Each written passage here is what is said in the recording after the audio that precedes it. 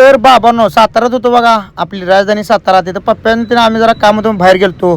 तिथं साईडवर गेलतो पप्प्याच्या तिथं. जेसीबीवाला ड्रायव्हर आपला फॅन होता. त्याला म्हटलं भावा, म्हटलं मी जेसीबी चालवणार आहे. मग काय बसलो की जेसीबी चालवायला. ज्या आईला फक्त आपल्याला कुठली गाडी येत नाही असं नाही, सगळे येते. आता फक्त रेल्वेचा आणि विमानचा पायलट आपला फॅन निघाला पाहिजे. मग काय विमान पण हवेत उडवणार, सुट्टीच नाही.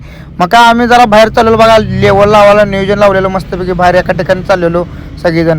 तिथं माझा लय मोठा फॅन गाठ पडला आणि तो फॅन आहे की नाही, तो त्या छिनालवर उडवणार आहे मी. कसा आहे, घोडा हिला लागला बघा, घोडा हिला लागला.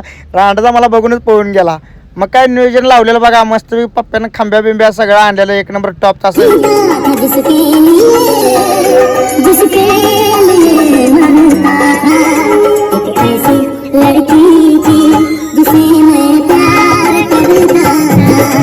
लडकी नव्हती ती, रांड होती. तिच्या आईची गाण, तिच्या गम मध्ये असली गाणं ऐकत होतो मी पिन खोळाला ओढ्याचा. मग काय आलो बघा इथं मस्तपैकी जेवण करायला, मस्तपैकी दणका दिला चिकन बिकन मस्तपैकी.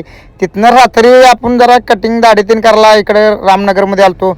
तिथली सगळी भाऊबंद आपली लय मोठी फॅन होती. तिथनं आल्यानंतर ना यो कडेला बसलेला भाऊ माझा लय मोठा फॅन आहे. भावानं मला गळ्यात मिट्टी मारून डोळ्यातनं पाणीच काढला. म्हणला भाऊ, म्हणला माझ्यासोबत एकदा बसायला लागते, जेवायला लागते म्हणला.